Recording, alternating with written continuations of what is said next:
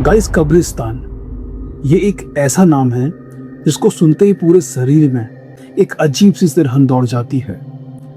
ये वो जगह होती है जहाँ उन लोगों को दफनाया जाता है जो इस दुनिया को छोड़ चुके होते हैं। लेकिन क्या हर मरने वाला इंसान चैन से जमीन के नीचे सो पाता है? कहा जाता है कि कुछ लोग अपनी अधूरी इच्छाओं को लेकर या फिर अपनी दर्दनाक मौत या फिर किसी ऐसे भयानक श्राप की वजह से मरने के बाद भी इस दुनिया को नहीं छोड़ पाते और उनकी आत्मा वहीं भटकती रहती है जहां पर उनको दफनाया जाता है। आज की कहानी है दिल्ली में रहने वाली एक 23 साल की लड़की की, जिसका नाम है रिया, जो कि ऐसे ही एक कब्रिस्तान में रात के 12 बजे चली जाती है सिर्फ अपने प्यार को साबित करने के लिए। लेकिन उसको नहीं पता होता है कि ये गलती सिर्फ उस पे ही नहीं बल्कि उसके अपनों पर भी भारी पड़ने वाली है। ये कहानी बहुत ही ज्यादा खौफनाक है दोस्तों। तो अगर आपको हॉरर चीज देखने से डर लगता है तो ये वीडियो रात में बिल्कुल ना देखें, क्योंकि इसमें कुछ सीन इतने ज्यादा खौफनाक हैं जो शायद आपकी आज रात की नींद उड़ाते हैं। तो दोस्तों, शुरू करते हैं ये कहानी। लेकिन उससे पहले दोस्तों, इसी तरह की और भी ज़्यादा हॉरर स्टोरीज के लिए सब्सक्राइब कर दीजिए इस चैनल को। तो चलिए अब ये कहानी शुरू होती है। तो ये कहानी है सन 2017 की, दिल्ली में रहने वाली एक 23 साल की लड़की रिया की। रिया जो कि एक कॉलेज स्टूडेंट है और बेहद ही खूबसूरत और समझदार लड़की है। अब उसी के कॉलेज में एक लड़का था, आदित्य, जो कि इनके फ्रेंड सर्कल में ही आता था और रिया उसको पहले सेमेस्टर से ही लाइक करा करती थी। अब ये दोनों बहुत अच्छे दोस्त थे, लेकिन इन्होंने अभी तक अपने प्यार का इजहार नहीं करा था एक दूसरे से। लेकिन बाकी इनके जो सारे दोस्त थे वो समझते थे कि ये दोनों एक दूसरे को प्यार करते हैं और एक दूसरे को लाइक करते हैं, लेकिन अभी तक इन दोनों ने एक दूसरे से अपने प्यार का इजहार नहीं करा होता है। अब एक शाम रिया की कोई फ्रेंड होती है जिसका बर्थडे होता है, जो कि पार्टी में इन सभी को इनवाइट करती है, जिसमें आदित्य और उसके सारे दोस्त भी आते हैं। अब पार्टी शाम को होती है, बहुत एंजॉय करते हैं ये लोग, और उसी पार्टी में आदित्य और उसके दोस्तों की थोड़ी बहस हो जाती है और वो बातों बातों में आदित्य से बोलते हैं कि तू इतना खुश मत हो, रिया जो तुझको प्यार करने का दिखावा करती है ना, उसको तू सच मत मान, वो सिर्फ दिखावा करती है, वो तुझसे कोई प्यार नहीं करती। लेकिन आदित्य यहाँ उनको समझाता है कि नहीं, रिया मुझे बहुत अच्छा मानती है, वो मेरे लिए कुछ भी कर सकती है और मैं भी उसको बहुत अच्छा मानता हूँ। तब वो दोस्त उससे बोलते हैं कि अगर रिया तुझे वाकई में अच्छा मानती है और सच्चा प्यार करती है तो उसको बोल, शहर के बाहर जो वो कब्रिस्तान है पुराना, वहां पे एक रात बिता के दिखाए, हम मान जाएंगे। अब ये बात सुनकर जो आदित्य होता है वो उन चारों पर गुस्सा करता है। अब चारों दोस्त अलग चले जाते हैं एंड जब रिया आदित्य के पास आती है और बात करती है तो आदित्य उनको अपने दोस्तों की बात बताता है कि मेरे दोस्त ऐसा समझते हैं कि तुम सिर्फ दिखावा करती हो, तुम मुझसे कोई प्यार नहीं करती, और उन्होंने ऐसा बोला है कि अगर तुम मुझसे वाकई में प्यार करती हो तो मैं तुमको बोलूं, जो शहर के बाहर वो कब्रिस्तान है ना पुराना, वहां पर एक रात बिता के दिखाओ। लेकिन मैं तुमसे ऐसा नहीं बोलूंगा, मुझे पता है तुम मुझसे बहुत प्यार करती हो। अब ये बात आदित्य ने रिया से इसलिए बोली थी क्योंकि ये दोनों एक दूसरे से कुछ भी नहीं छुपाते थे और आदित्य का कोई मकसद नहीं था, वो नहीं चाहता था कि रिया रात के समय उस कब्रिस्तान में जाए। इसके बारे में बहुत ज्यादा डरावनी बातें मशहूर थी कि उस कब्रिस्तान में रात में अजीब सी चिल्लाने की आवाज आती है, कभी कभी कुछ परछाइयां दिखती है। आदित्य सिर्फ उसको बताना चाहता था कि उसके दोस्त ऐसा समझते हैं।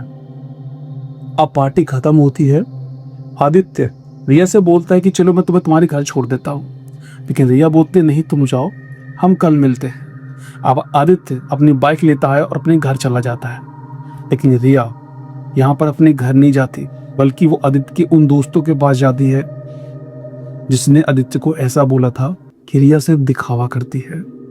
अब ये वहां जाती है और उनसे बोलती है कि तुमको क्या लगता है कि मैं आदित्य से प्यार नहीं करती, सिर्फ दिखावा करती हूँ, और तुम्हारी शर्त क्या थी कि मैं रात में उस कब्रिस्तान में जाऊं और सुबह तक वहां रुकूं, अगर मैंने ऐसा कर दिया तो तुम लोग मान जाओगे। तब तो तुम कुछ बात नहीं करोगे ना मेरे बारे में, आदित्य से भड़काओगे तो नहीं उसको मेरे बारे में। तब वो लोग थोड़ा शर्मिंदा हो जाते हैं और नजर नीचे कर लेते हैं। लेकिन वो कहते हैं हाँ, हमको लगता है कि तुम सिर्फ दिखावा करती हो। हाँ, अगर तुम ऐसा कर देती हो, एक रात तुम बिता देती हो कब्रिस्तान में, तो हम मान जाएंगे तुम आदित्य से सच्चा प्यार करती हो। अब यहाँ पर रिया आदित्य से वाकई में सच्चा प्यार करती थी।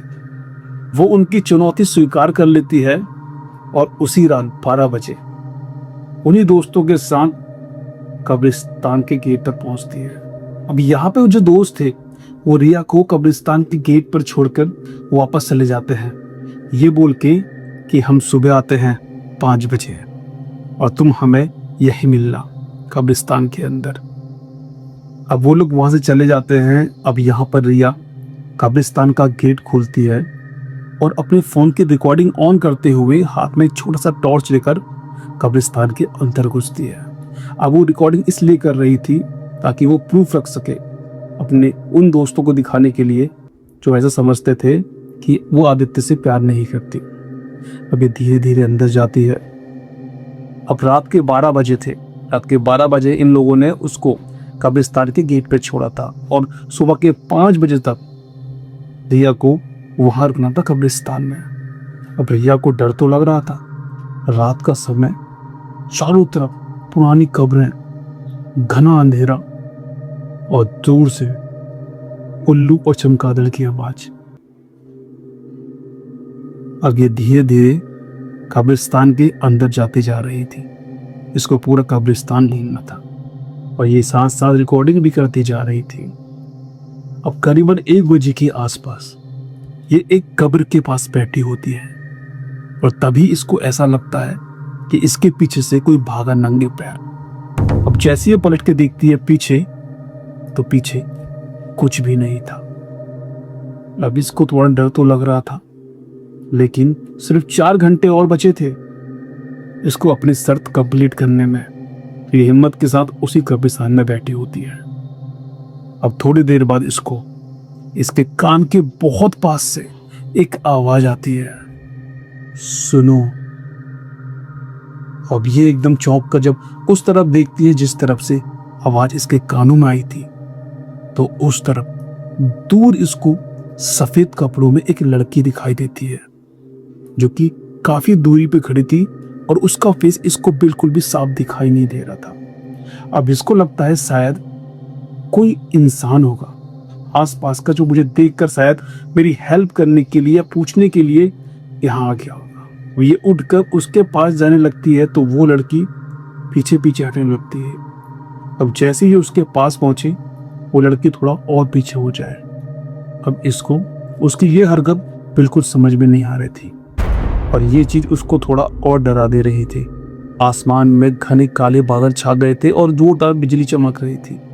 हल्की हल्की बारिश भी शुरू हो गई थी और उसी वक्त एक जोरदार बिजली चमकती है और रिया को उस लड़की का चेहरा दिखाई देता है जो कि बुरी तरह से जला हुआ था, बहुत भयानक।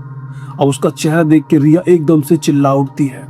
अब जैसे वो चिल्लाती है उसी पल वो लड़की वहां से गायब हो जाती है। अब रिया बहुत ज्यादा डर गई थी। उसने अपने फोन की रिकॉर्डिंग अभी भी ऑन रखी थी और वो डर के मारे कांप रही थी।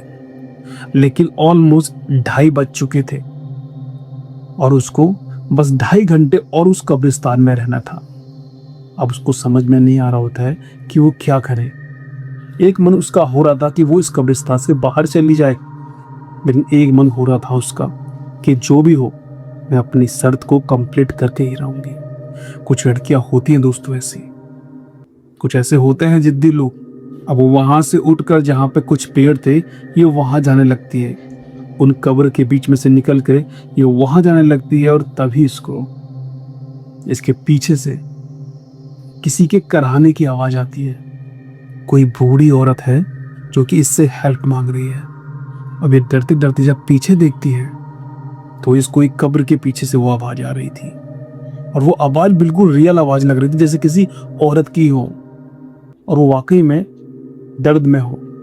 अब रात के समय वो आवाज इतनी ज्यादा लाउड लग रही थी क्योंकि चारों तरफ अंधेरा, धुंध, बरसात हो रही है, हल्की हल्की बिजली चमक रही है एंड वो आवाज़ इसको बहुत साफ सुनाई दे रही थी। ये चाहकर भी उसको इग्नोर नहीं कर पा रही थी, वो आवाज़ इसको इरिटेट कर रही थी। तो ये अपना फ़ोन की रिकॉर्डिंग ऑन करते हुए अपना टॉर्च लेकर उस तरफ जाती है। अब जैसे ये कब्र के पीछे देखती है तो वहाँ पर आधा गड्ढा खुदा हुआ था और वहाँ पर एक बूढ़ी औरत खड़ी हुई थी जो कि इससे बोल रही थी, बेटा मुझको यहाँ से बाहर निकाल दो, मेरा पैर फिसल गया और मैं यहाँ फंस गई और मैं निकल नहीं पा रही। अब वो बूढ़ी औरत वाकई में बूढ़ी औरत थी, तो इसको लगता है शायद दिन के समय आई होगी किसी काम से, शायद भिखारन लग रही थी, वो किसी काम से आई होगी, पैर फंस गया होगा, ये निकल नहीं पाई होगी। अब ये जैसी अपना हाथ बढ़ाती है उसको बाहर निकालने के लिए, एंड वो बूढ़ी औरत जैसे उसका हाथ पकड़ती है तो रिया बेहोश हो जाती है। अब इसके आगे की कहानी आदित्य और उसके दोस्तों ने बताई। करीबन 3 बजे के आसपास आदित्य को पता लगता है एक दोस्त से कि ऐसी ऐसी बात है, रिया ने उनका चैलेंज एक्सेप्ट कर लिया है और वो 12 बजे उस कब्रिस्तान में जा चुकी है। ये बात सुनकर आदित्य बहुत ज्यादा घबरा जाता है। अब वो अपने 3-4 दोस्तों को बुलाता है जिनमें से एक के पास कार थी। ये 5 लोग कार में बैठकर पहुंचते हैं कब्रिस्तान। अब कब्रिस्तान के गेट के पास रिया इनको बेहोश मिलती है। अब यहाँ पर आदित्य रिया को होश में लाने की कोशिश करता है तो रिया थोड़ी देर बाद होश में आ जाती है, लेकिन रिया अजीब तरह की बातें कर रही थी। वो उनमें से किसी को नहीं पहचान रही थी। उसकी पूरी बॉडी बहुत ज्यादा ठंडी हो चुकी थी। अब यहाँ पे वो लोग जब उसको उठा के गाड़ी में बैठाते हैं तो रिया एकदम से उनका हाथ झटक देती है और उसी पल आदित्य देखता है कि रिया की आंखें पूरी सफेद हो गई थी और वो आदित्य को देखकर एक अजीब सी क्रीपी सी स्माइल कर रही थी। और इतना होने के बाद रिया फिर से बेहोश हो जाती है। अब ये चीज सिर्फ अभी तक आदित्य नहीं देखी थी और आदित्य देखता है कि रिया के पास, जहाँ रिया बेहोश होकर पड़ी थी, वहां पे उसका मोबाइल भी था और उसकी रिकॉर्डिंग हो रही थी। अब आदित्य यहाँ पर जब उसकी मोबाइल की रिकॉर्डिंग चेक करता है तो उसमें जो देखता है वो देखकर वो 5 के 5 लोग कांप जाते हैं। वो देखते हैं कि रिया ने अपनी खुद की रिकॉर्डिंग कर रखी है और रिया बहुत अजीब तरह से बिहेव कर रही है, जैसे वो नहीं बल्कि कोई और हो, लेकिन चेहरा रिया का ही था। यानी कि वो खुद की रिकॉर्डिंग कर रही थी रात में। और उसी पर जो रिया बेहोश हो चुकी थी वो अजीब तरह से आवाज निकालने लगती है। हालांकि वो बेहोशी थी लेकिन उसके अंदर से बहुत अजीब तरह की आवाजें आ रही थी, बहुत मोटी आवाज जो कि रिया की बिल्कुल नहीं थी। अब ये 5 लोग समझ चुके थे कि हो ना हो रिया पर कोई साया हावी हो चुका है। अब ये 5 लड़के रिया को जैसे तैसे करके गाड़ी में बैठाते हैं और सीधा एक मौलवी साहब थे जो कि बहुत माने हुए थे और कब्रिस्तान से कुछ ही दूरी पर वो रहते थे, जिनके घर के पास एक बहुत बड़ी मज़ार थी एंड उसी के पास उनका घर था। अब इनकी गाड़ी उस मज़ार के आगे रुकती है। ये रिया को उन मौलवी साहब के पास ले जाते हैं। मौलवी साहब रिया को देखकर ही समझ जाते हैं कि रिया की बॉडी पर किसी आत्मा ने कब्जा कर लिया है। अब यहाँ पर वो मौलवी साहब जैसे अपनी वो कुरान की किताब निकालते हैं तो रिया एक जोरदार चीख मारती है। उसका चेहरा बहुत ज्यादा डरावना लग रहा था।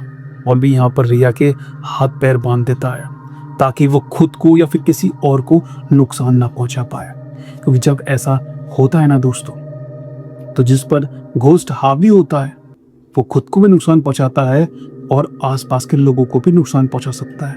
रिया के हाथ पैर बंध चुके थे और मौलवी साहब एक कुरान की आयतें पढ़ने लगते हैं और उस बीच जो रिया के अंदर आत्मा थी वो और ज़्यादा भड़क जाती है, वो और ज़्यादा चीखने लगती है, तड़पने लगती है, मानो वो जल रही हो और कुछ ही देर बाद वो बेहोश हो जाती है।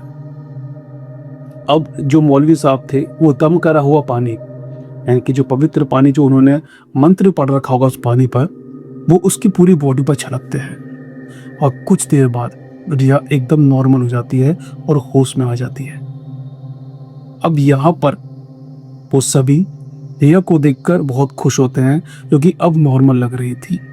तब मौलवी साहब बताते हैं कि जिस कब्रिस्तान से तुम इसको लेके आए उसी कब्रिस्तान में एक बूढ़ी औरत, इसको उसके घर वालों ने ही बोझ समझकर जान से मार दिया था और उस कब्रिस्तान में ही उसकी लाश दफन है।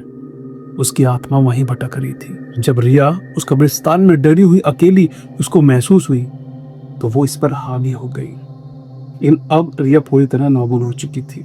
अब जब ये चीजें हो रही थी तो जो बाकी के दोस्त थे जिन्होंने रिया को वो शर्त दी थी वो लोग भी वहां पहुंच जाते हैं और रिया को इस हालत में देखकर वो बहुत ज्यादा शर्मिंदा होते हैं।